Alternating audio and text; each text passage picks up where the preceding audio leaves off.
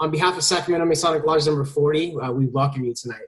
And thank you for taking the time out of your schedule to spend the evening with us, chatting with your California brothers. For those who don't know him, please allow me to introduce him, Worshipful Jared Stanley. He's past master of Long Story number 268, Lodge of Research, and also the Grand Secretary of the Grand Lodge of Mississippi, which is awesome, right? And YouTuber, so awesome lineup. I know I came across this channel a few months ago when our senior warden recommended What is a Mason, that his channel. And I watched it for about a week and completely binged it. So, awesome content, Worshipful.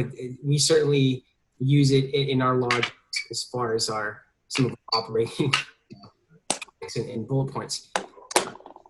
I hope that you learned a little bit about Sac40 when I sent you the note last weekend. And we're certainly trying to just spread the cement of brotherly love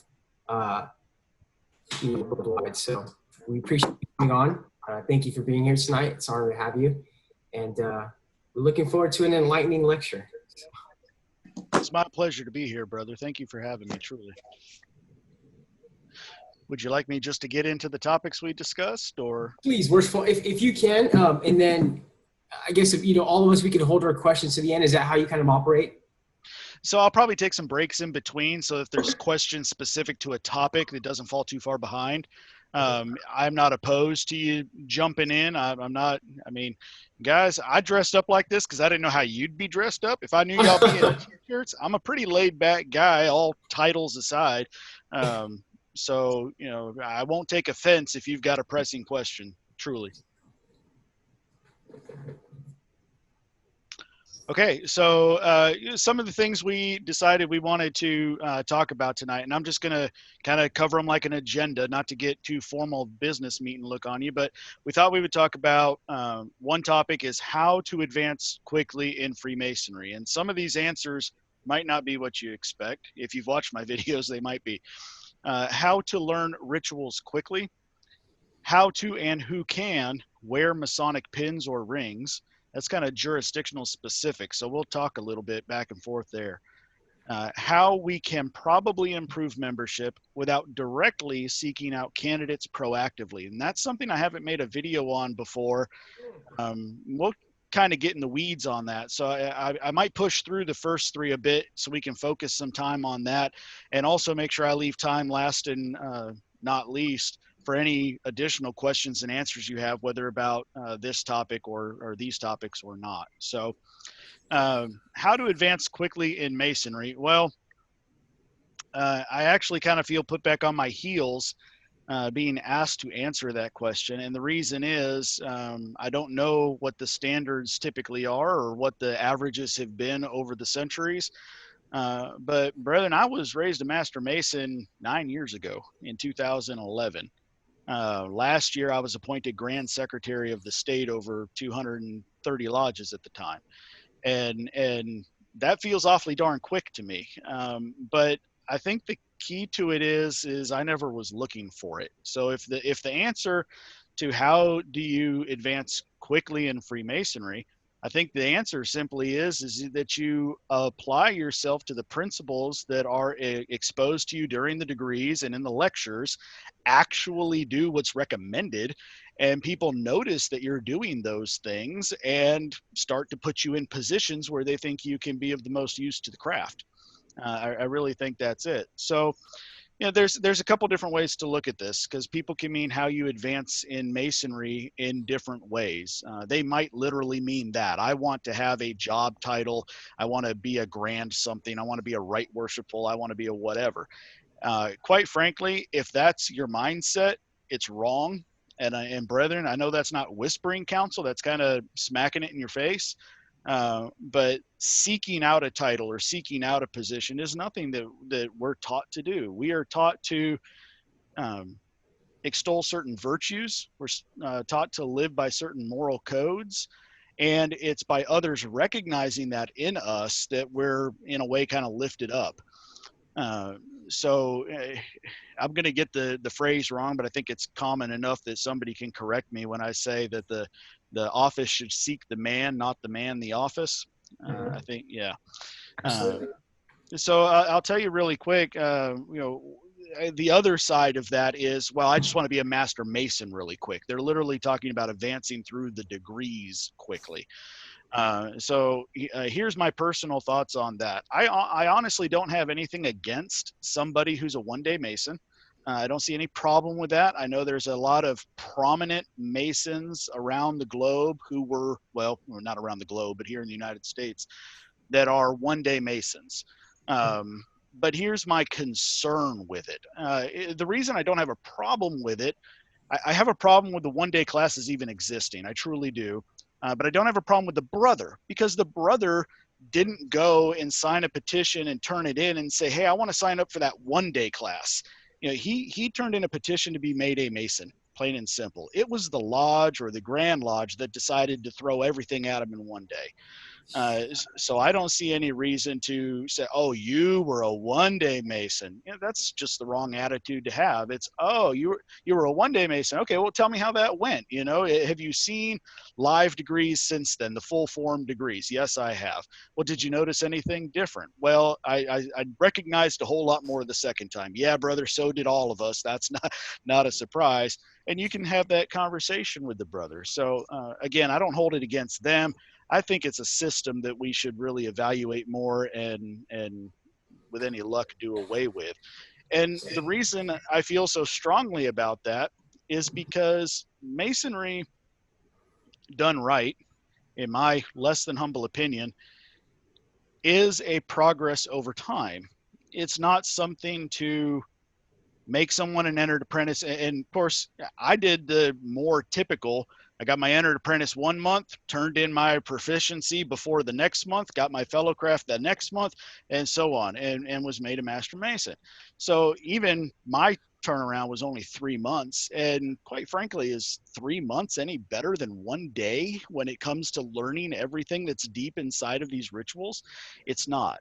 What's important is, did the man actually decide when he was told that the 7 liberal arts and sciences were recommended to his consideration? Did he say, oh, thanks for the recommendation, I'll check them out on Yelp? Or did he say, oh, okay, what are the 7 liberal arts and sciences, and actually just Google this stinking thing and start to understand what they are and why are they there? Did he follow that question? Okay, why was it these 7? Why wasn't it something else? Did he go further with it? And I think that truly is how you actually advance in Masonry. It's the self-motivation. Education like this is great, but if you're still not going out and getting it for yourself, then you're leaving something on the bone, and you're just doing yourself an injustice. So don't try to advance quickly in Freemasonry. It will come to you if you're just doing the research and the study to understand what's being taught to you. And for what that's worth, there's a lot of different ways people study Freemasonry. There's people who, of course, just get into every darn thing. But there's people who focus strictly on the history. When did Masonry start? When did that 3rd Master Mason degree actually come around? When was the Grand Lodge of England actually chartered? And all these other kind of things. And heaven forbid we get into Knight Templars and the Crusades. And that's all well and good. History is one side of it. How Freemasonry has changed since 1717 is another way people tend to study Freemasonry. Okay, well, how were degrees done in the beginning? The idea typically being, well, let's bring back pure Masonry and go all the way back to 1717. And I honestly don't believe that most people today would like Freemasonry if we took it back to 1717. Heaven forbid we ask them to swab the floors and get out the chalk and all that kind of fun stuff. I think we'd all be happy to have Zoom and PowerPoint presentations back in the lodge. But I think another thing is I hate to throw out the vague terms, but I think I'm talking to the right crowd when I just say the esoteric aspects of it. Absolutely. Yeah. Why are we focusing so heavily on scriptures that are in a Christian Holy Bible, and yet also on the other hand saying that all religions are invited into our fraternity. And understanding that, not just taking it to mean that we're a Christian organization, but taking it and saying, okay, well, in a population where 90% of the people are this, or back in a time where we're still remembering the word heretic as a daily word, and you say, okay, well, how are we going to teach these lessons? Where are you going to take those lessons from? Well, you take them from the same place your parents got it from, and you expound and you connect things, and you start to develop a deeper understanding of them. And I think when people can get to that level of understanding, the world of what Freemasonry actually is starts to open up to them. So I'll take a breath, and I'll ask if y'all have any questions about advancing in Freemasonry. Did I touch on that topic? So really quickly, before everybody kind of jumps on and who has questions, so kind of really interesting just having watched your videos, and I think everybody in this room is on that same page as far as your progress in Masonry is based on your merit and the work that you do with your working tools and you banging away in the quarries.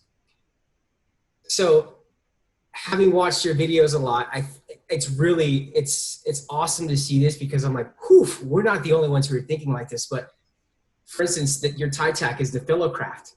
Like, that is the working sign of a Mason. That is, so like, you can talk about the esoteric part, like, well, what is that, master? Like, you know, why was there that gravestone with the fellowcraft degree on it, and being so, and so it's all the how we act and really put in that work to be the Mason. So is there like a fast way going through Masonry? I'm sure there is. We certainly don't promote that. And so, you know, we take everything. There's two different forms. There's the standard form of proficiency, and then there's what's called the short form, I think it's called. But anyway, so the short form essentially is just the obligation and handshake, and the long form is the entire recapitulation of that lecture, and you get more out of that. I mean, you really learn Masonry. You start, every time you look at those books, you start seeing something new and new. So, yeah. So just to share, here in Mississippi, there is only one way, and it's what you would call the long way.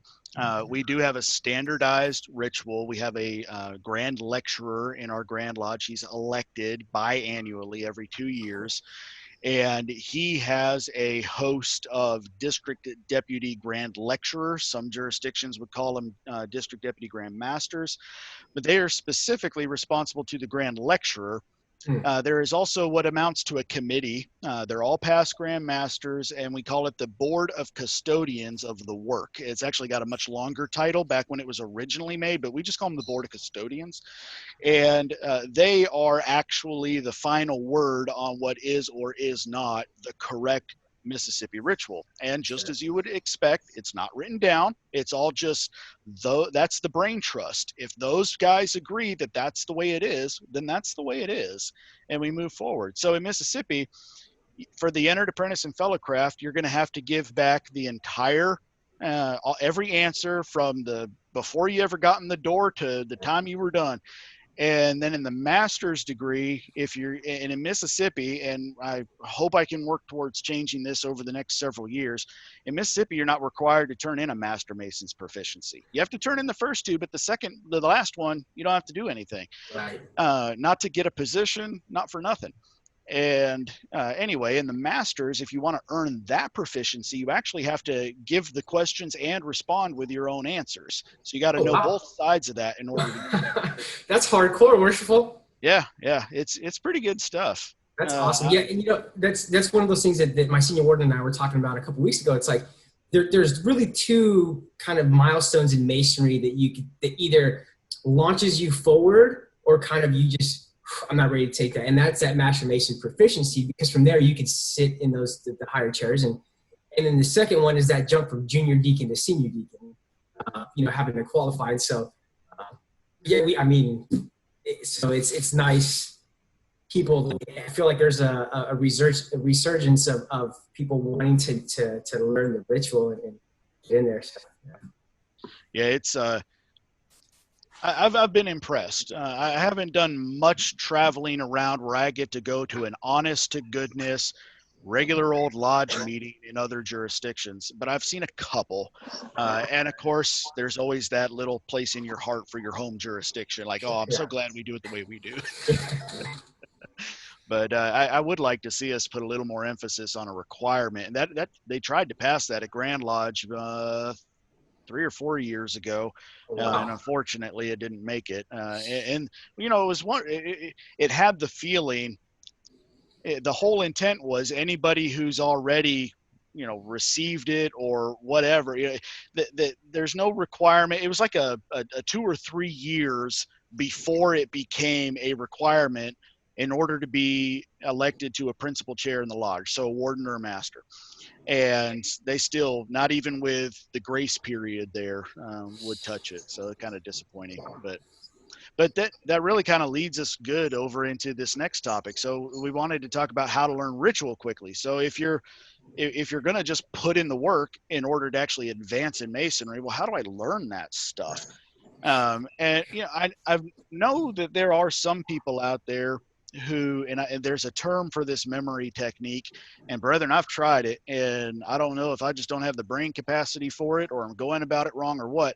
But there's this, and this is apparently the strategy that is used by people who go to competitions. I'm sure you've seen videos of people like this. You know, they sit there and they flash through a deck of cards quicker than you could shuffle, and they know them all in order. You know, they have this technique where they imagine themselves walking a place that they are familiar with. So very common, every day they can picture the trash cans over there, the light post is there, there's a green awning on that building, there's a, you know, all that kind of stuff. And they imagine themselves walking down this path, and they assign words to the objects. So of course I can't just start citing off words here, but they might pick a phrase, a group of words that go together, and assign it to a particular object on their walk. And by the time they're done thinking about that, they know the next thing they see is that light pole. And so they ascribe in their mind the next thing. So when they go to actually give back the ritual, in their mind, they're not trying to think of these words. They're not picturing a page. They're walking down a path and instead of saying, though there's a green awning, they're saying how good and how pleasant it is for brethren to dwell together in unity. And that it's just the way it works for them. I have never been able to figure that out. I can't make it work. That's past back from me. But what I will tell you, what's worked for me. So here in Mississippi, everything mouth to ear. But for me personally, to learn rituals or a lecture, I personally do better. And I know this isn't very practical. Being in the place where I'm going to be giving that lecture. So maybe not the specific lodge, but so for example, without getting into anything that might be gray area, I presume you guys have a middle chamber or staircase lecture in your fellowcraft degree. Okay. So when I learned that, I went to a man who's now a past Grand Master, lives locally, went to a local lodge here and sat down. Well, I didn't sit down. I stood up. He sat down. And as I progressed through the ritual, I was actually taking the steps, making the motions, saying the words, and just being in those places helps me remember what's next. So when I get through with a section and I move to the next one, all of a sudden just being in that spot makes me go, oh, I know the next word, you know, and it really helps me. Now I don't know how y'all are in California. Here we do. Some people still use slide projectors. Most of us are on PowerPoints, same slides.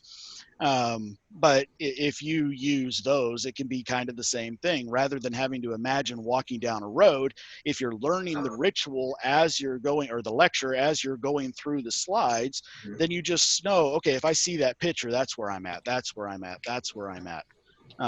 Now, I would be more than willing to open up a floor for any kind of discussion if anybody else has any good ideas, because really, guys, that's all I've got.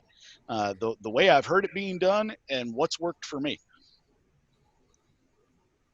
And if there isn't anything, I'll just move on. So y'all let me. JJ, brother senior warden, it looks like your mic came off, brother. What's up? Oh, so first off, thank you, worship brother, for being here with us tonight. Are you hearing me okay? I am. Thank you.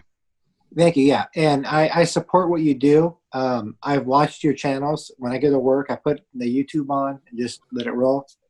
customers come in. I own a retail store chain. I won't say what I do for the sake of this, but whatever it is worth. The brothers in my lodge are silently chuckling. But the point is I really appreciate what you do for us, and I really understand and appreciate your fellow craft pen. I bought one months ago, and thank you. Thank you, brother. Appreciate that. Thank you. Yeah. My question is I've come to understand how you've explained to us the non-guarded parts of our ritual and that sort of thing, and that means a lot to me. And I think that what you've done has really brought and helped a lot of brothers who are coming up through the 3 degrees and understanding of what it is that they're doing, and that's very missing in our fraternity. And I just wanted to know how you. I can imagine that you probably get criticism for that, and I was just curious from my own perspective how you've navigated that, if you've gotten criticism for it. I haven't gone through the comments in your YouTube channels and that kind of stuff because I understand that what you're doing is kosher, but I just was curious how you've navigated that. Just kind of it's kind of off topic, but I'm just kind of curious in that sense. I'm happy to answer that, brother. Mm-hmm. Let me ask open question. In California, would the charge for an entered apprentice be considered secret work? No. No. Yeah, no. Okay. Yeah, it's written down. So I don't want to get my words mixed up. I actually do know this. I swear I do. That's what I knew it when I was in the shower earlier. Right? The shower, that's the sacred. That's our sacred spot, man. That's our sacred spot. Well, that's where ritual is being practiced. It's kind of hard to practice ritual when you're sudsing up. I'll admit it.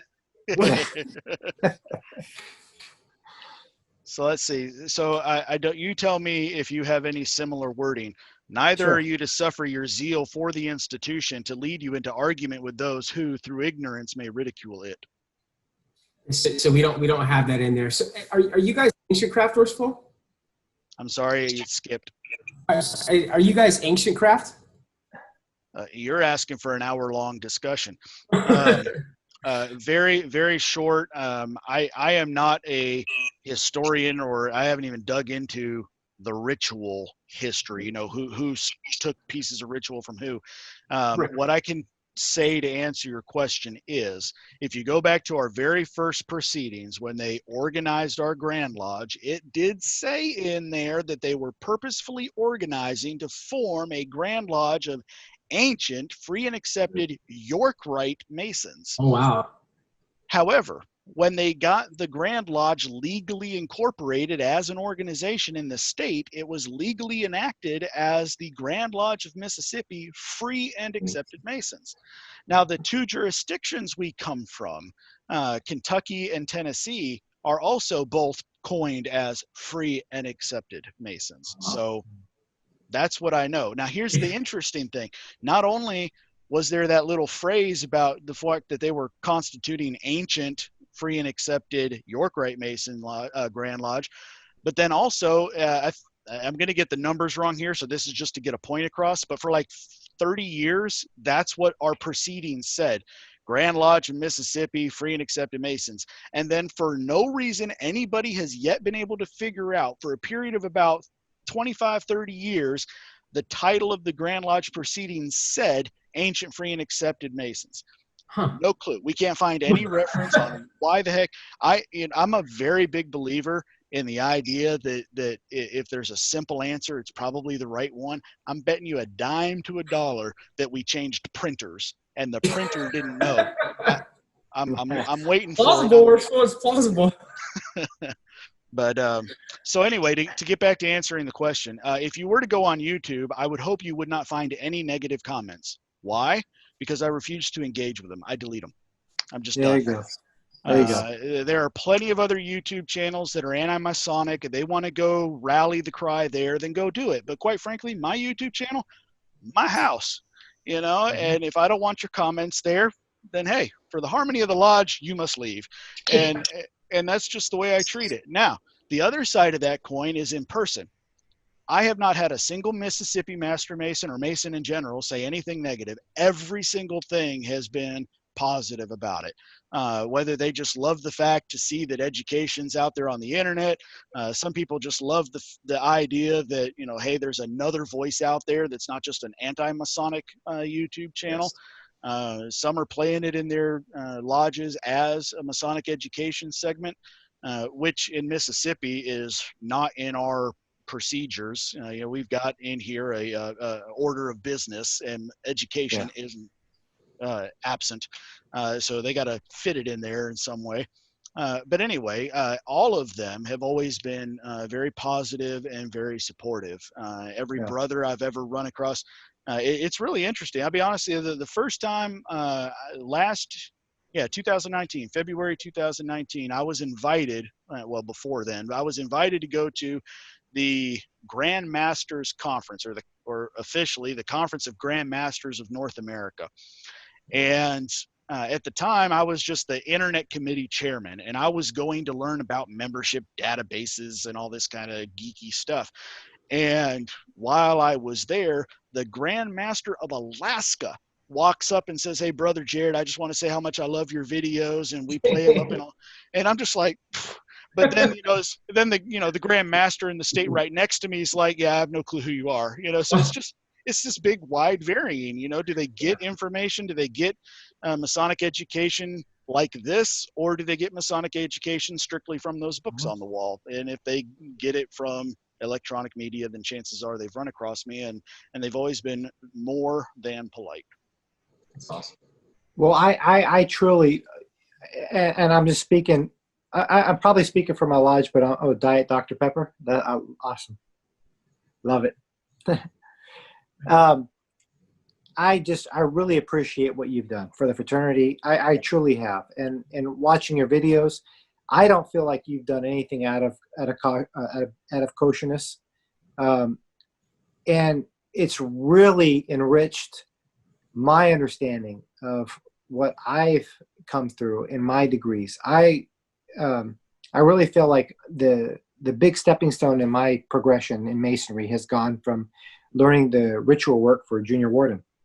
And that's where I really, for me personally, I mean, everybody's different, but that's where it really took a big leap forward for me. And, you know, seeing what you've done and the carefulness that you've taken and saying, hey, I can't share this with you, but I can share that with you, and that kind of stuff. I understand that. And so I have no complaints whatsoever. And so I just personally, you've really touched me. So thank you for what you've done for us. And I know many brethren out there feel the same way. So thank you. Thank you, brother. I really appreciate that. And it's already humbling enough when I get a message. You know, somebody will leave a comment on YouTube, or they'll find me on Facebook, or they'll send me an email and say, so that's already humbling enough. Being here with you is another thing. Be able to at least digitally look you in the eye and hear these things is very moving. And I tell you, the ones that what really strikes you is when you go to an entirely different state, you're just walking down a hallway and somebody offers the same thing. And the reason I even want to mention that is because I hope, because I see what Sacramento 40 is doing here, I hope that Freemasonry in general learns to leverage the technology and make a better use out of it. There's fear because of the capabilities of technology could expose Freemasonry, but there's also capabilities to do what we do and make it stronger. And I hope that my videos, Winding Stairs, Masonic Roundtable, and all them other hundreds of them are out there now, all start to make people realize, hey, there's actually a way we can put this to good use, and start to do that. So yeah. Well, you've built what you've done, and part of what's fueled your growth is technology. And now we're at a time where that's good for a person like yourself, because this is the avenue that you have to use for that, because we are restricted, unfortunately, nationwide, worldwide. And so, yes. You mentioned something earlier, made me want to ask a question of you guys. So I'm just trying to think of the more succinct way to say this. There's nothing secret about it, but so in Mississippi, the senior deacon does the lion's share of the work through the degrees until the time of lectures. And then typically it's either the master or somebody else sitting in the master's position to give lectures. Does that sound familiar to you? Or Correct. Yeah. Absolutely correct. So the senior deacon's in the hot seat, absolutely kind of runs the floor. And then for the first degree, we have our junior wardens who manage that. And the second degree is our senior warden, and the third degree is the master. So I know of lodges individually that do something like that, but here, typically, you're just going to work whatever chair you were elected or appointed to for every degree throughout the whole degree, unless you just don't know the work, and then there's somebody pitch hits for you. But the reason I want to bring that up is because I think it's another good answer to this ritual study. When I was raised a Master Mason, I went back to my mentor, and I said, well, what's next? When I got my Master Mason's proficiency, and then I asked him, okay, well, what's next? And he says, well, Jared, what do you want to learn? And I said, well, everything. And he goes, yeah, but you got to start with one. What do you want to learn? And I sat there and thought about it for a minute or so, and I said, I think I'd like to learn the senior deacon. And he goes, yes. Now tell me why. And I said, well, because he talks to everybody. So if I'm going to learn everything, it seems like the best one. He goes, yes. And we just started rolling from there. Senior deacon, entered apprentice. Here we go.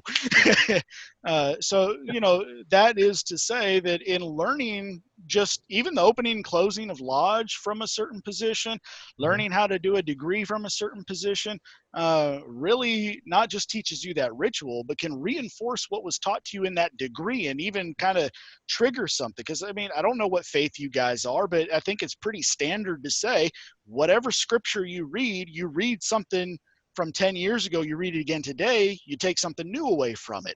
And Masonic ritual is no different than that. And so when you see it from different angles and different parts of the degree, it's another opportunity for you to build yourself. And that's why we're here. Thank you so much for emphasizing that ritual. I had a question for, hello? I had a question for Worshipful.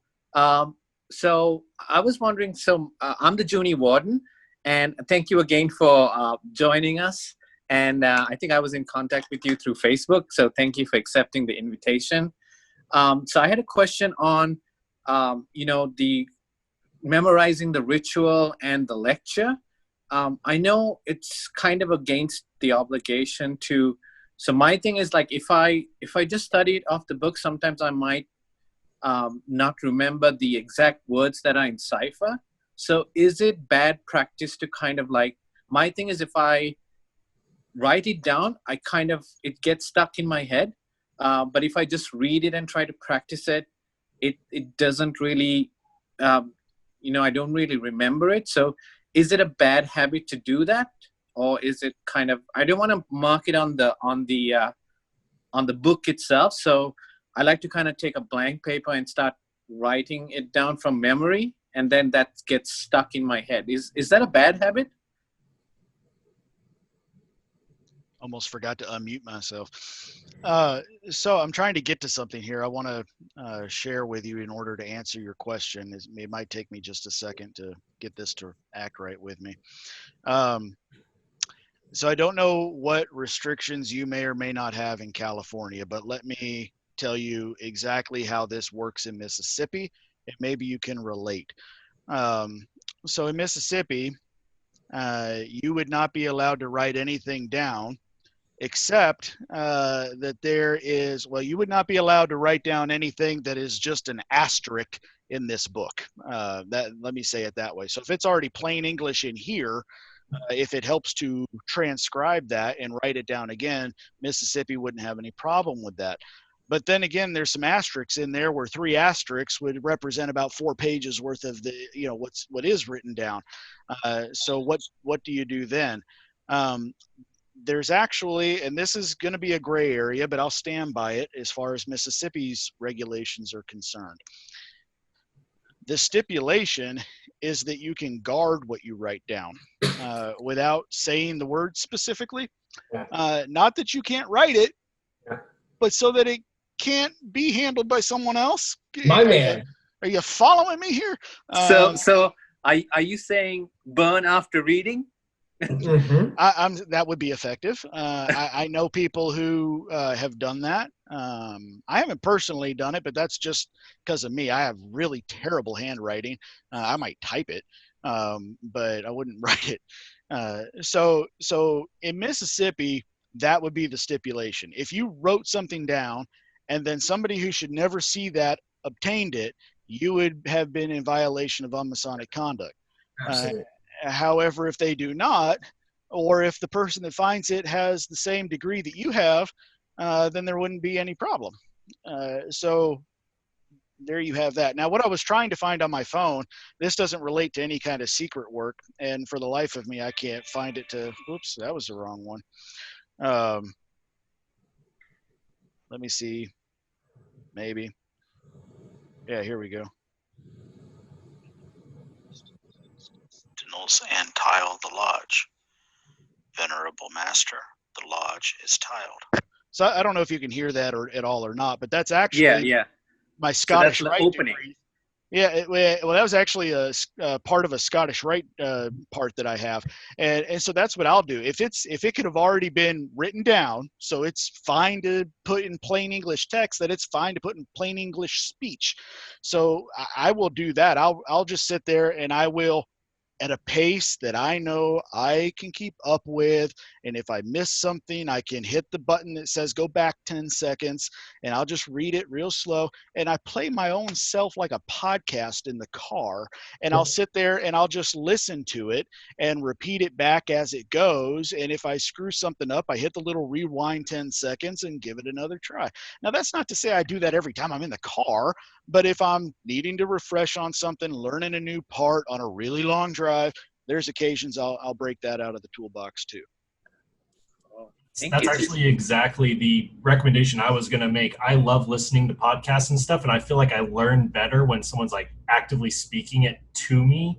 And so I'll actually say the thing in my phone, obviously making sure I don't ever give that to anyone, but then I, give the obligation or whatever it is, repeat it back to myself, or act as the examiner into my phone. And then for me, I have to respond to myself asking the questions. And then it kind of puts you in the hot seat also, because it's like someone's asking you this question. Now you have to remember what you have to respond with. And so that's something that's helped me out too. So that's cool. Good stuff. Cool. Yep. Thank you. So the next thing we were going to touch on here, and unless you guys have a bunch of questions, which is fine if you do, I won't spend too much time on it, how to and who can wear Masonic pins or rings. So here in Mississippi, the quick and dirty is technically, if you're an entered apprentice, you can wear an entered apprentice emblem in whatever manner you can find somebody to sell you an entered apprentice emblem. Same with fellowcraft. But typically, we would tell somebody, hey, look, 80% of the time, you're going to be a Master Mason in less than 4 months. Even if you're a Master Mason in 6 months or a year, you really want to go spend $30 on this ring and $30 on that hat and $30 on that shirt just to do it again in 3 or 4 months. So we would tend to encourage people not to spend their money on anything entered apprentice or fellowcraft, and just go ahead and wait until you're a Master Mason. And of course, we make it very clear to them that, don't wear the Master Masons stuff, which is 99% of what you're going to find out there, until you've officially been raised. So I don't know if you have those same regulations in California, but something that might be unique, I don't know, is that here in Mississippi, technically, it is a crime of the state of Mississippi to wear a Masonic emblem and not actually be a Freemason. Literally a crime. Can go sign an affidavit against you. Now, the other side of that coin is, oh, wow, that's kind of neat. We're protecting Freemasonry. Yeah, for a $10 fine. When they first wrote that law, nobody's ever increased the fine. I don't know that it's ever been enforced. But the it's history behind that, there. for just hearing that, like, showed the influence that the fraternity had within those regulations and laws that were being created at the time. It's kind of beautiful. Yeah. So, and then the only other thing I can really think to mention about this, if you guys really want to go there, is the how-to part. So pins and rings. I'm sure we all know them. I know a brother personally who I believe is a Mason through and through. He's been Grand Commander of the York Rite. He's never been Grand Master of the Blue Lodge, but he's been everything in the York Rite bodies. Goes to everything. Very active, elderly Master Mason who could probably actually use one of those lapel extenders you see in the memes. I mean, he just looks like he's put on all his Barty armor for the day. And I think there's only really I don't know, you could argue that it's gaudy, but he probably feels honored, and he wants to put all that out there. And I don't want to tell that brother that he shouldn't be honored about all these recognitions he's received over his over 50-year career as a Mason. But I can't walk up to him and say, hey, brother, tell me about that one. I've never seen that before. Tell me about that. Hey, where'd you get that pin? It would be a 3-hour long conversation. And so I think that for the benefit of it, you find a pin that means the most to you, kind of a thing. Okay, I'm going to this Masonic event. I want to put on a lapel pin. What means the most to me in this setting? So I don't have it on right now, but I've got a Masonic ring that when I go to Blue Lodge, I wear my Masonic ring. When I go to Scottish Rite, I put on my 14th degree gold ring. And I've got lapel pins for the same kind of thing. So here in Mississippi, no regulations one way or the other. But I think the average you're going to see is maybe 2-3 pins tops for anybody to wear. And then the ring is a whole nother thing. And brethren, I want to tell you something. I think this is an interesting topic, not because of the nonsense attention it gets on Facebook or any other social media platform, but because I think it is a signal to the mindset we should be having as brethren. And here's what I mean by that vague statement. If I tell you that I wear my ring with the points facing out, and you tell me that you wear your ring with the points facing in, it doesn't mean that I'm right or that you're right or vice versa or whatever. It just means that we're doing something differently. And if you take the time to ask about it, you'll actually find that there are, in fact, jurisdictions that either tell you that there's a right way, whether they require it or not, or they'll at least encourage you. So the mindset behind them is, just for those who may not know, is they will say that if you are a Master Mason, but you have never sat in the chair as Worshipful Master, elected to the chair of Worshipful Master, they would say that you should wear your ring with the points facing toward you, because that is the perspective you would have seen them at the altar the whole time you're in lodge. But then once you become the master of the lodge, you would turn your ring around to signify that you are a past master and that you now have seen them from that position. Now, whether that has any, I don't know, life-changing effect on anybody or not, I don't know. But the point is there, it's not just a, well, it's right or it's wrong. It's, hey, there's a reason for it. We thought that this had significance to it, and it was our way of doing it. Of course, Mississippi has we use a past masters with we keep the square and add a rocker or a quadrant, if you want to get proper. We add a quadrant, and that is our past masters emblem. So you wouldn't really see that ring swapping. It's just going to be the guy's preference. Typically what you'll hear in Mississippi is somebody just say, Well, I like to be able to see it right side up to help me remind myself of my obligation or something like that. Other people will turn it around simply and tell you, well, I only wear it like that because people want to look at my ring and it's easier to show it to them if I could just hold it up and it's facing them. So people have so many different reasons for why they're doing it. But I will say, I don't really know that it's right or wrong to actually prescribe, like make this a thing that you had to do it this way. But I do think that the more you look into the concept of wearing the ring with the points facing you, and then after you're the master of the lodge, flipping it around, if you think about why somebody might recommend that to you and what they're trying to inculcate in your mind, there's value to it. There's some interesting value to that perspective. They're literally recommending a forced perspective on you for a purpose, and it's worth exploring.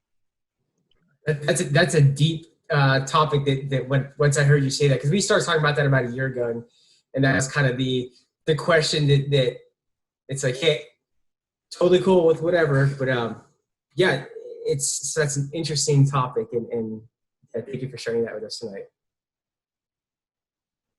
I certainly fall on I think on with your perspective on that as far as light facing outward is. I minimized my Zoom, and for a minute there, I couldn't get you guys back. I panicked. Sorry about that. All right, so we had this one other topic here, and this is really interesting. And I know I've only left myself a few minutes to talk about it, and I said in the very beginning I wasn't going to do that, but here we are. How can we probably improve membership without directly seeking out candidates proactively? You can answer this question yourself. Why did you join Freemasonry? Anybody want to offer up a 2-sentence, 1-sentence, quick little answer? Why did you join? My grandfather? Okay. I ended up coming to a prospect night, and I had been interested in just improving myself and met a whole bunch of people along those lines. Okay. Anyone else feeling not shy? Someone said, "You would make a good Mason, Gabriel." And I said, "What's a Mason?" Oh no, you did it. So my point is generally this. It's what you observed.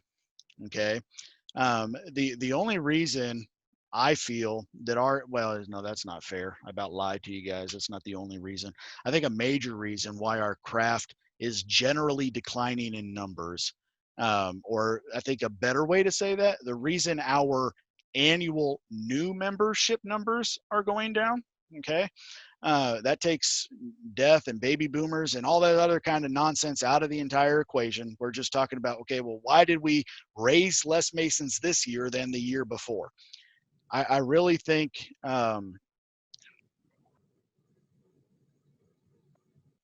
excuse me. I think it's the exposure.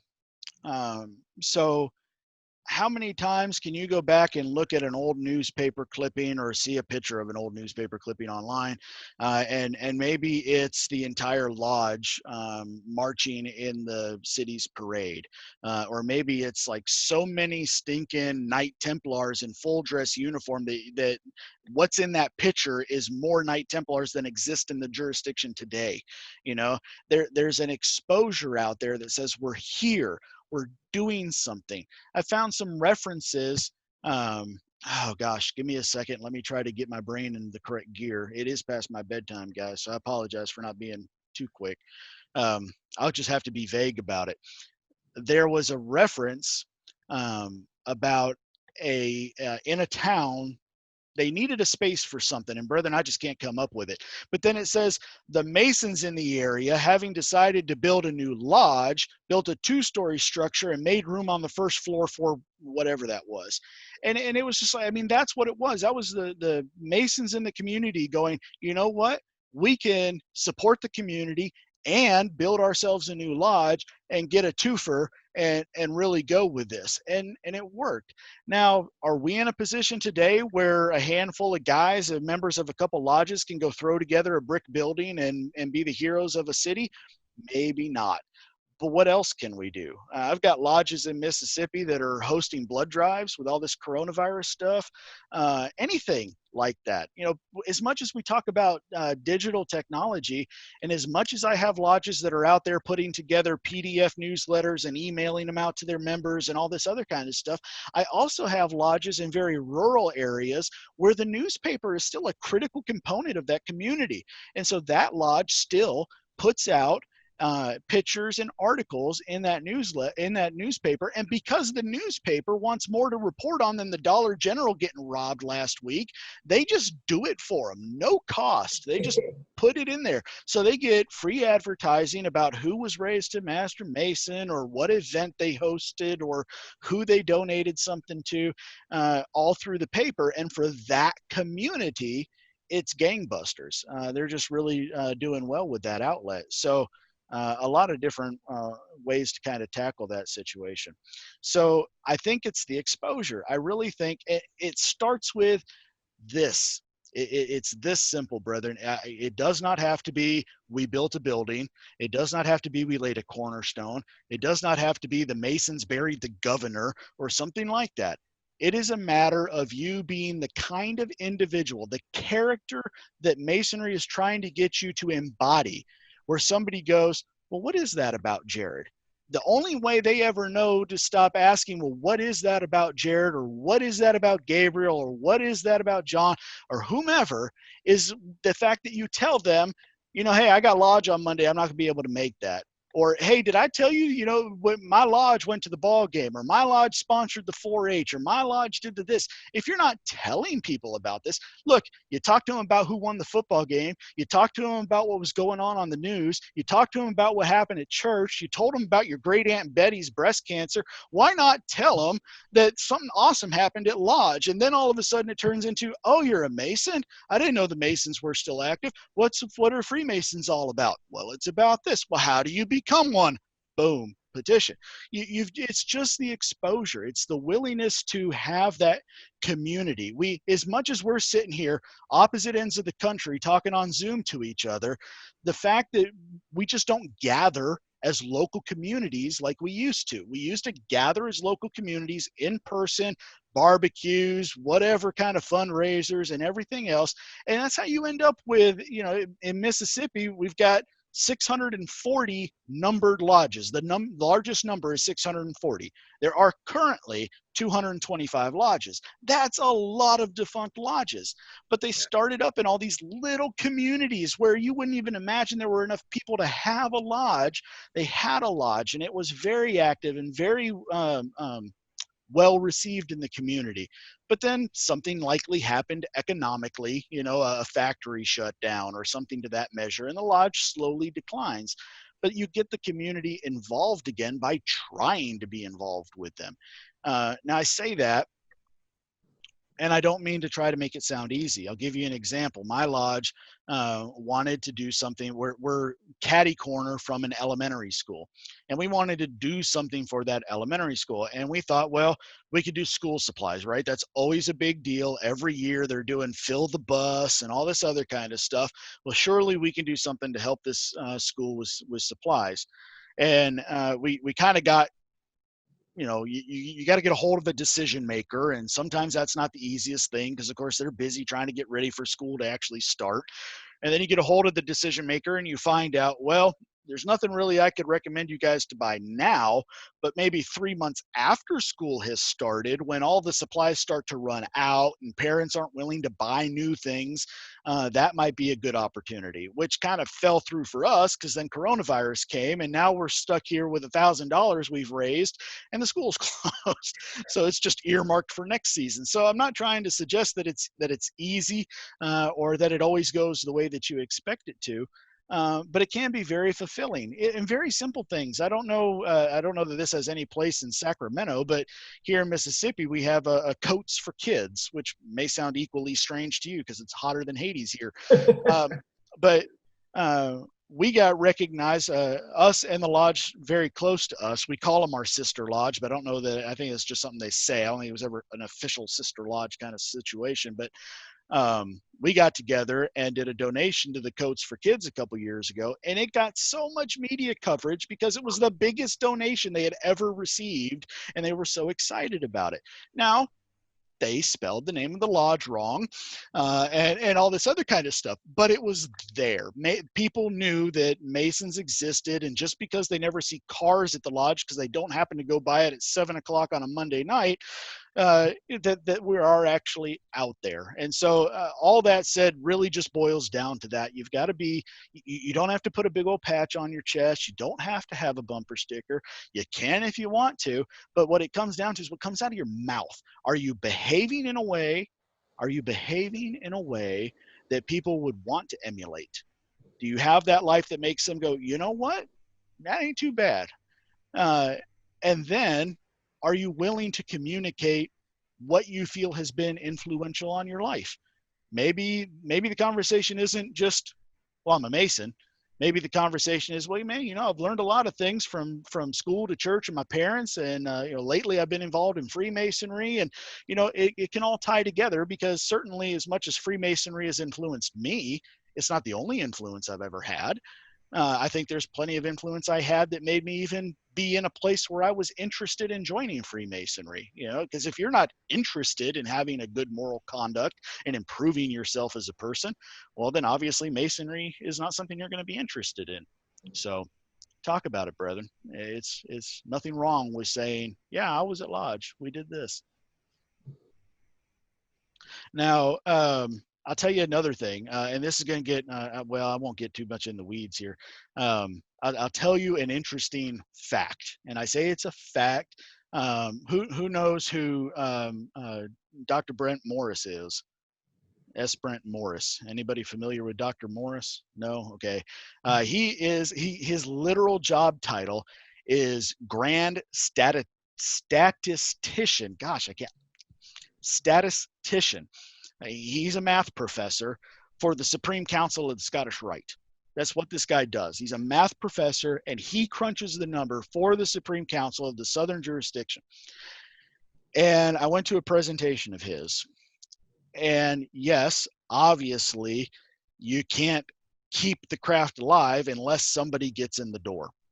But from the point of somebody turning in a petition, it was amazing to hear him explain just how much influence we actually have. Very key to communicate. They learned from doing research on it that, you know, somebody who went from being excited, even maybe came to lodge suppers for 6 months, got his entered apprentice degree, and then never could be found again for whatever reason. And typically, what they found out was that for the people that were willing to do the survey, was that they found something in the entered apprentice degree they felt that they disagreed with religiously. And it all fell down to not having that mentor, that person that could say, okay, look, I know you just went through something. Now, before you leave lodge, I know you've been here a few hours. Before you leave lodge, what do you got to get off your chest? What do you need to know about? What can I answer for you? Don't let them leave lodge until you can say, hey, look, I know it's late. How about we meet up again, same place we've been having lunch before, 11 o'clock tomorrow morning. Set up something, an expectation that we are going to see you again, so that he can get his questions answered. That's the chief reason people are not going from entered apprentice to fellow craft.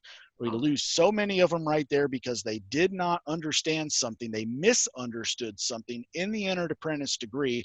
They took it entirely the wrong way, and so they never come back. And if we just had a brother that didn't expect the routine to happen, oh, he'll be back next Monday and we'll have supper and everything will be like it always was. You can't expect it. You got to say, okay, look, you just went through an initiation. Okay, that's not just... That's a word. I mean, do you guys tell your people words mean something? There's a reason for these words. Words mean something. It's an initiation. This man just went through an initiation, an initiatic event. He needs the opportunity to say, okay, well, now that I have been told these things, I really didn't understand why this, and I'm not comfortable with that. And whoever that mentor is has got to go into that discussion with that understanding. He's got to be able to openly say, hey, look, congratulations, you're a Mason. You got your initiation tonight. How did it go? Oh man, it was wonderful. It was great. I can't wait to come back. Okay, you know what direction to take that conversation now. You ask him the same question. He goes, yeah, it was okay. It wasn't what I was expecting, but you know, it was okay. Oh, well, tell me what happened in there that you weren't quite expecting.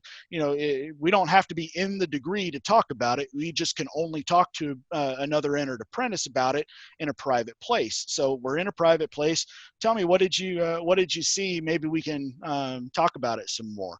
And get that out there. And all of a sudden people go, oh yeah, no, I thought he said this. No, he didn't say that. He actually said this. Oh, okay. Well, now I'm okay. And just the opportunity to have that conversation, you might go from losing, I don't know what your numbers are, maybe 30% of your entered apprentices to retaining every single one of them. And all of a sudden, now that you've retained them as entered apprentices, they are so much more likely to go from fellow craft and then to Master Mason. And then, brethren, if you guys haven't figured this out yet, I think that there's a distinct reason we have so many positions in Lodge, and I don't think it's because we have to have them in order to have a meeting. I think it's because we have to keep men engaged. And I also think it's because that in doing those specific tasks, we develop new skills. And I think that both of those are critical things. Yes, you need a secretary in order to keep the lodge running. Yes, it's good and proper to keep funds separate and therefore have a treasurer. But you know, here in Mississippi, we just have a Tyler. But in other jurisdictions, do you really need an outer and an inner guard? Do you really need senior and junior stewards that are there? You can start to see places where you're like, well, okay, I can see why a lodge in Mississippi only has these people, but this lodge has got so many more. I think it would be great if Mississippi had junior and senior stewards, inners and outer guards, because the biggest thing that you lose people after they become a Master Mason is they come to that first meeting. I got to tell you. So in my last Monday, we had our state of communication. And we had a half-hour-long discussion about buying 2 programmable digital thermostats for the lodge. A half an hour, you know, and it wasn't bad. We were just chatting, and it was just like tangents after tangents, and the master had to bring us all back in. But the point is, you went through 3 rituals, probably lasted anywhere from an hour to an hour and a half to 3 hours, respectively. Yeah. And then you get to your first Master Mason's Lodge, and you're like, man, all this freaking esoteric ritual stuff, and now we're going to talk about programmable thermostats. You know, it's just this big letdown. And it's not that it's not necessary. We do need to have building maintenance and upkeep and so on, but we also have to keep brethren engaged. If you don't have something to do, then why are you coming? And that's the mindset you have to work within. And that's a very big topic that goes back to a whole bunch of leadership concepts as well. So even if you don't have somebody engaged in a actual chair, whether it's appointed or elected, there's got to be some committee. He's got to be able to be made somebody's assistant. He's got to be able to be the prop guy. There's got to be something where you can say, hey, brother, welcome to the Master Mason's Lodge. Here's how you can help. That's what he's there for. He wants to help. That's why he turned in a petition. He wants to be a part of it. And so you give him something to do, and now he's got a reason to come back next month. Now it's not just well, I don't know, they'll probably only talk about thermostats again this week. It's, no, you know, we do have that 5-minute education segment, and I wish it was longer, but the brethren are depending on me. I need to be there to do this. And it helps retain more people than who just show up of their own ambition. Might sound like the wrong word, but, you know, their own, I don't know, there was a word in there that they're self-motivated. There we are. So Are yeah, you guys able to meet up physically now? so in Mississippi, it was never stopped by the Grand Oh, Lodge wow. or by the Grand Master. So basically, the way our Grand Master handled it is the governor of the state put out all of his prohibitions. So pretty standard stuff. No more than 10 people in a building. Everything non-essential was closed, and so on and so forth. And so what our grandmaster did is he leaned heavily on another phrase inside of our entered apprentice charge. I'm curious to now know, since you didn't have this other phrase in there. I think this one's a little more common, but maybe y'all prove me wrong. Let's see here. In the state, you are to be a quiet and peaceful citizen, true to your government and just to your country. You are not to countenance disloyalty or rebellion, but patiently submit to legal authority and conform with cheerfulness to the government of the country in which you live. In your outward demeanor, be particularly careful to avoid censure or reproach. You got anything like that out there? We absolutely do. And give me one sec. Let me see. So while you're looking that up, I'll just keep the thought going and say that our grandmaster decided that for our jurisdiction, the best way to approach this was, it's already been said by the governor. If you're over 65 and have pre-existing health conditions, you're better off staying away from other people. Don't get within 6 feet of each other. Wear face masks. Don't go more than 10 people into a building. And if it's not essential, don't do it at all. So the Grand Master just came out and said, all of you already know to be lawful citizens. Follow the law, and that's that. That's really all he said. He said, if you want to meet, you can meet. Follow the law. If you don't want to meet, here's a dispensation so that you can put it in your minutes that you lawfully did not have a meeting. And that's been the practice that he's followed. Now, most lodges did not meet. Some did, but most did not. No lodges did any degrees for the last 2.5 months, but some are starting to get back into them now. Grand Master is still kind of recommended against trying to force a Master Mason's degree because it takes so many people, and there's a lot more close contact. But he's, again, not prohibiting it, because if you have a lodge with a bunch of guys over 65, maybe none of you are comfortable doing it. But if your lodge is a whole bunch of 30, 40-year-olds and you want to do a degree and you feel safe doing it, and so does your candidate, and everybody's, open about, hey, look, current situation, you good with this? Yes, I am. Okay, proceed. And so it's just been that kind of mentality. Awesome. So Worshipful, just to get back, so we have been told to not go physically meet and practice. So we've had to evolve into use technology to our benefit. But to get back to the charge part, so in California we say that as a citizen you're enjoined to be exemplary in the discharge of your civil duties, by never proposing or countenancing any act which may have a tendency to subvert the peace and good order of society, by paying due obedience to the laws under whose protection you live, and by never losing sight of the allegiance to your country.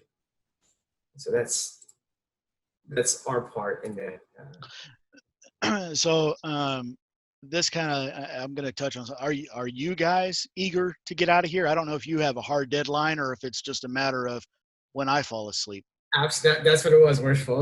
It's on your time, yeah. Okay, well, let me share this little bit with you then. A lot of people have concerns about those kind of words being in the charge, and they like to point out what they see as a hypocrisy. They say, well, how in the world could George Washington and them go be treasonous and form the United States of America and yet still keep on their obligations? Well, first off, I don't know that they took that obligation. Things have changed over time, whether people believe that or not. But more importantly, I think that the point here reverts back to another common phrase of ours that I wish was a little better understood.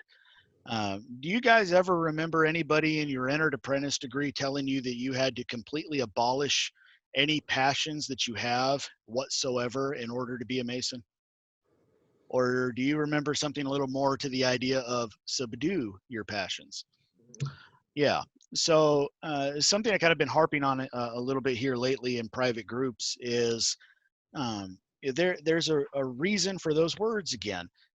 You can be passionate about whatever the heck you want to be passionate about, as long as it conforms to the principles of Freemasonry. And you can have an extreme conviction with that passion. But the sense of subduing it comes into play when we consider the trivium and start thinking about grammar, logic, and rhetoric, and how to communicate with other people about our passions. If I tell you that I think that the sky is green and you're just a moron for believing it's blue and listening to everything the government tells you, and if you just would listen to me, you would be woke and you'd see the green sky like I do, and maybe you think I'm a little nuts, but you don't just throw your passions out there in full force. You subdue your passions by using grammar, logic, and rhetoric to say, okay, tell me why you feel that way. What do you know about this green sky and why it is that I see blue but you see green? And that is, of course, a ridiculous example. You can make all the connections you like in today's environment. But the point is, we have lost a significant capacity to have civil discourse. And that is the subduing of passions I think we really need to emphasize among our brethren. You may believe very strongly about this politicized or polarized topic, and I may believe the exact opposite polar that you do, but that doesn't mean we can't discuss it. Let me give you a quick example. So several years ago, a Grand Master of ours worked with a company to get a contract for a lower rate background check. So basically, rather than a lodge having to go out and independently buy a background check for one person they might have the entire year, he thought, well, I could get with this company, tell them we do an average of $1,000 a year and get a discounted rate and anybody can get in on it. And there was some ugly language back and forth about that. Some lodges were very, very opposed to it, and some were very, very for it. And on our private Grand Lodge Facebook group, it was probably the worst non-brotherly stuff I've ever seen there. And it wasn't that bad, but it was the worst that I had seen.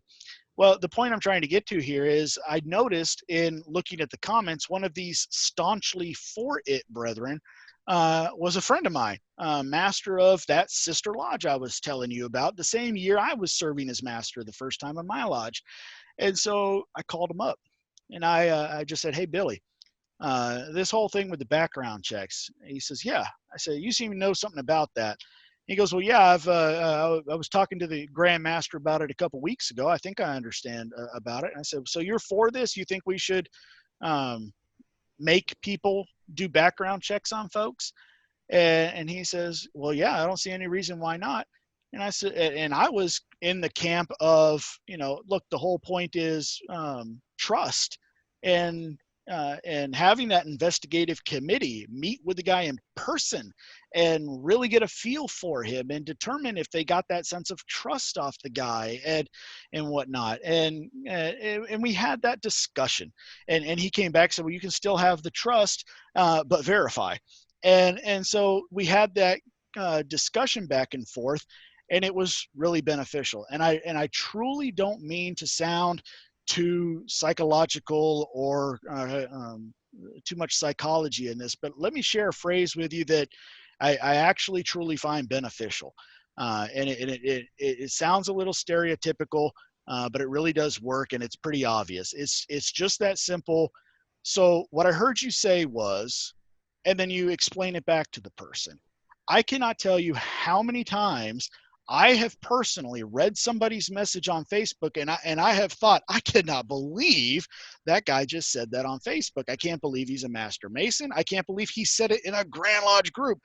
And then I get a hold of the guy, and he's like, no, that's not what I meant. I was talking about this. And I'm like, oh, well, that is not how it read, brother. And you just get so instead of jumping down the guy's throat and just assuming that he meant something that was off the wall. You take that opportunity to say, well, so brother, what I'm hearing you say is the sky is green, and you're talking about like emeralds and like grass, and yes, it's the exact same color as grass. Okay, now I understand where you're coming from, but you can get that understanding of, oh no, I didn't say green, I was doing voice to text, and I don't know where it got green from, but I said the blue sky, and just funny little things like that could come up. So a little bit of subduing the passions can go a long way. So do you guys don't do the investigative committee for a candidate? The three brothers to the house, and then the background check. Do you do that? So we do that, but no background check. So there's nothing stopping a lodge from doing a background check, but there's nothing in our code that would require it. And the measure ultimately failed, so there's not a Grand Lodge program with a discounted rate or anything like that. But we do the investigative committee. Done properly, the man has to be personally known by whoever signs his petition as a recommender. As it says it right above where he has to sign, and still, but it has to personally know him. Then the lodge considers the petition, and then if they decide to accept it, they would assign an investigative committee, 3 brethren, typically report back the following state of communication. Most of the time, we're going to try to invite him out to lodge. And the reason for that is just to get more guys to meet him. We want him to see more of the guys. We want him to see the lodge room and be comfortable with that before he ever goes up there for a degree, if it gets to that point. I personally was interviewed at work. They came to my job and interviewed me. Now, that was on purpose. I set it up, and it was all fine. I know plenty of people who have been, in fact, my worshipful master last year, I investigated him at his house. And of course that has benefits too. And we'll ask those kind of questions. Well, do you have a significant other, girlfriend or wife or anything like that? Well, yeah, I'm married. Well, how does she feel about it? Well, she's not entirely sure. Well, would she be okay if we came and had a meeting at your house? And that way, if she's got any questions, we can try to answer her questions too. And occasionally that's a yes. And other times it's, no, let me handle her. But yeah, so we do have an investigative committee, and then whether they come back, we call it favorable or unfavorable. That's the only 2 things that they are allowed to report on. And then the lodge can vote whichever way it feels like, so, or ballot. So I think we got through the topics we wanted to cover. I'm good for another 15 minutes. If anybody's got any other questions or just wants to chat. Bring the questions, brother. Bring the questions. I'm going to use the bathroom really quickly. I'll be right back.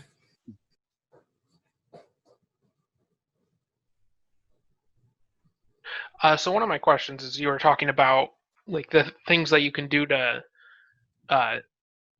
generate interest in people to then offer them a petition. Is there like anything that you've seen that just kind of is particularly effective? I know you mentioned just like talk about what you're doing when you're like going to lodge, or what events you're doing just in the day-to-day with the people you encounter. So I know of lodges that have had a petition here, a petition there kind of a thing for all sorts of different reasons, because they put up a banner at a 4-H event, because they ran the concession stand at the local football game, because they helped out at a local parade, even if they didn't march in it, or whatever involvement they had with the community, where there was a larger group of people than just Freemasons there, and they were able to identify themselves as a group collectively as Freemasons, where in the end you say, hey, somebody turned in this petition, and they saw our sign at the 4-H thing, and they didn't know that we were active, and they reached out, and he's turned in this petition. It happens occasionally, but the thing that I was trying to get at before is most people's stories, most of our stories about why I decided to join is because of a characteristic you witnessed in another individual. And then as you got to know them more, you discovered that they were a Mason. And I think for me, the root the root cause, the root, I don't know what root issue, what would be opposite of root issue, the root activator, the root motivator. I don't know. It is just that us as Freemasons have to act with the kind of character that people are able to notice. And then second, that when asked or just in general observation, they just know that you're a Freemason. I really think that's the big thing, because that's how you got in. You knew a guy, you saw a guy, you witnessed something, you read about something.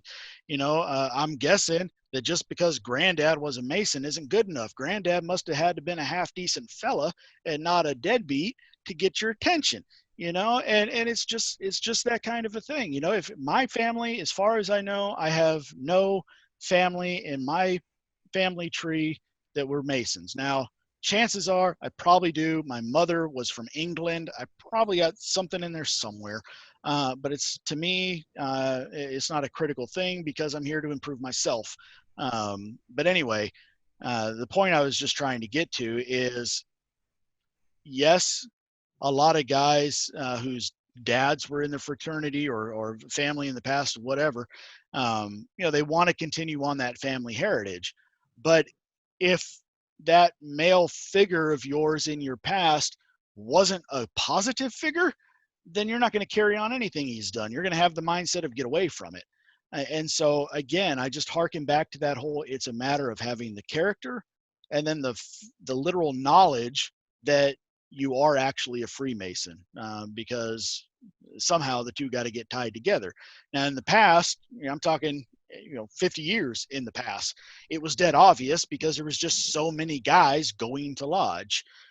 Now I think it has to be more of a conversation. It has to just be those casual drops where you say, well, hey, at lodge last week we talked about this, hey, my lodge is doing this blood drive, hey, whatever. And it doesn't have to, I'm not saying throw it in their face, I'm not saying it's an every day or every week mention. I'm just saying be comfortable about mentioning it, because too many guys of all generations, believe it or not, don't know that it's even okay to identify yourself and say, yes, I am a Freemason. That's okay. That's not a secret. So, yeah, brother.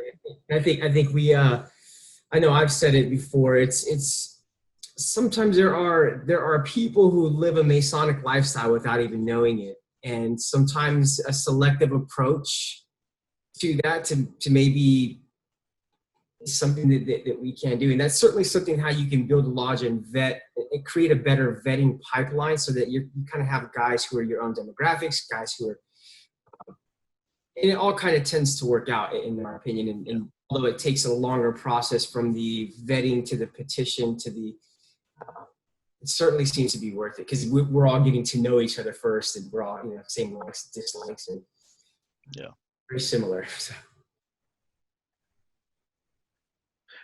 Well, and that was just kind of making me think about, like, because there's like brothers who don't wear the ring in public because they just have a personal relationship with Masonry and they don't really want to, express it. Or I know, like, some of the brothers in our lodge will have like a marker on their car, and that's like one way that you compare your character with being a Mason to attract interest. I was wondering if you have any thoughts on that.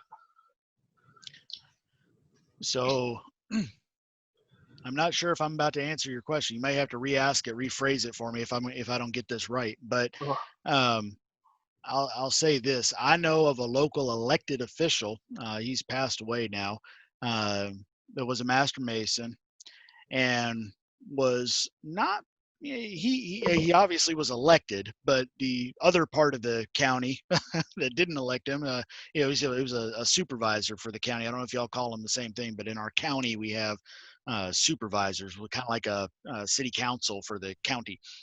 And he was very vocal.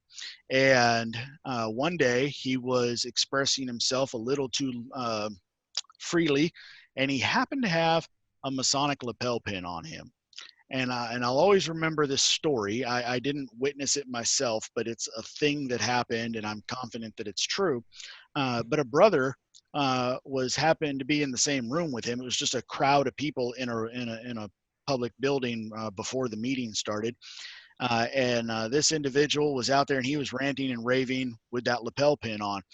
And another brother in the room, without ever saying anything, just walked up to him and said, "Let me help you, brother." And he took the pin off of him and walked away.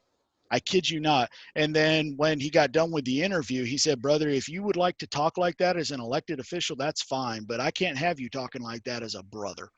And it was just, and he accepted it. He knew he was wrong, that was not the way he should behave. So I mean, that's just the kind of thing that we all need to be thinking about. I'll pick on the brother wearing the ball cap up there. You're going to wear that ball cap. You're going to put that Masonic license tag on, buddy. You better follow the darn traffic law, or they're going to just start say, "Oh, look at those Freemasons." So I mean, if you're going to advertise, you better not just put out the emblem. You better put out the character.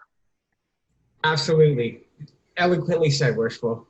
Yeah, what's funny is like I feel like it definitely is kind of like your rule and guide when you're wearing our emblem. You have to embody those ideas because you are representing it. And even there was a brother who showed up for the presentation for a little bit. He works downstairs from me. He gave me his card. He is an EA brother from another lodge, and I literally just met him this morning. Never talked to him. The symbol, and was like, "Oh, are you a Mason?" "Yeah." "Oh, I am too. I'm an EA at so-and-so lodge in El Dorado Hills." And I was like, "No way." And I actually just invited him tonight. So it doesn't happen a lot, though. It's so funny. Like, most people do not recognize the symbol. They don't even care to talk about it. They don't acknowledge it at all. But it surprises me who actually talks to me about it. I'm like, oh, this is a person who knows what's up. But I mean, 90% of the time, no one knows. So for those who haven't seen the video, I'll make a very short recitation of it real quick. And I hope it just emphasizes what I've told you. So how I even got to the place where I said, well, how do I become a Mason? It took a span of several months, but here are the things that happen. I worked for years with a guy in the Emergency Operations Center of Naval Air Station Meridian, Mississippi. He was the emergency manager. I was the deputy emergency manager.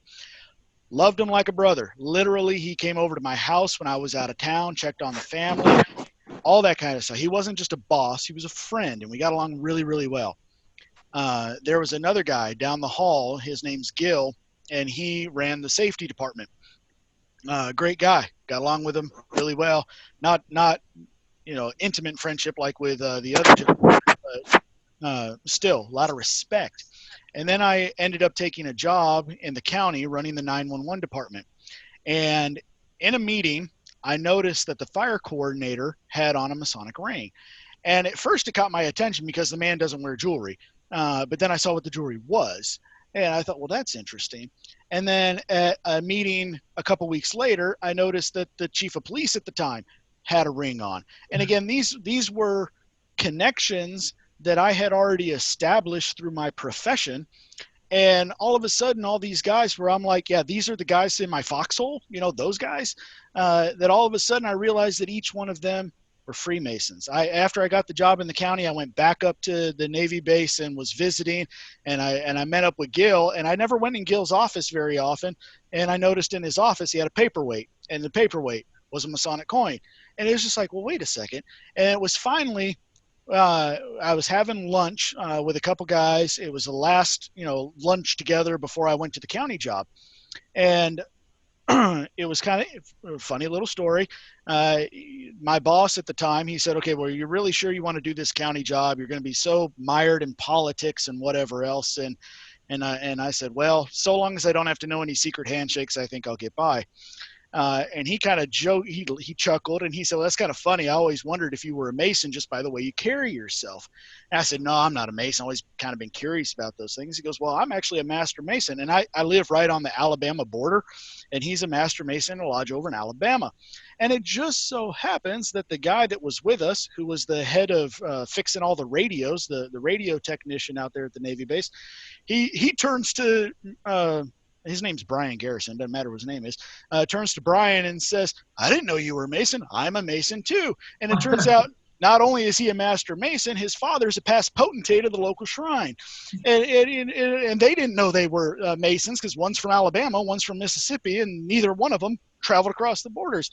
And so then as things progressed, it just was like, okay, all these guys that I would consider to be upstanding, excellent character, amazing work ethic, honest, upfront. I don't care what they're saying behind my back, because I know it's the same thing they're saying in front of my face. Every single one of them has got a square and compass on them somewhere. What's that about? You know, and that's why I really think, because every story I hear is some twist off of my story. It was just why every story you hear, some twist off of your story. And so it really just comes down to, you just have that character. You be willing to say, yes, I'm a Mason. And at some point, somebody's going to go, well, dang, if everybody I like and trust is a Mason, what's that about? And then all of a sudden you get the question. Yeah, absolutely. It's so interesting, because I love hearing those stories about how connected with Masonry we really are without really being open to it. You know, it might be subliminally, but Masonry, in my opinion, has a very special way of bringing like-minded men together. And so I don't ever think that those meetings are kind of, you know, I don't always think that they were coincidental. So, Well, brethren, it has been a pleasure being with you guys tonight. I don't know if there was any other, you know, somebody was waiting to hold out the last question or not, but unless you got one more, it's 10:30 here, and I think I'm about ready to turn it in myself. Worshipful, thank you so much for hanging out with us tonight. Please know that if you ever need in California, I mean, Sacramento for sure, that you have our support. And look forward to a long-lasting friendship based on brotherly love for the truth. So, thank you, brethren. And I don't know how long this Zoom stuff is going to keep up. I don't know how new or how long-lasting it is for you, but you know, you ever care to invite me back? I'd love to come. Thank you so much, Worshipful. All right. Get everything. Y'all have a good night, brethren.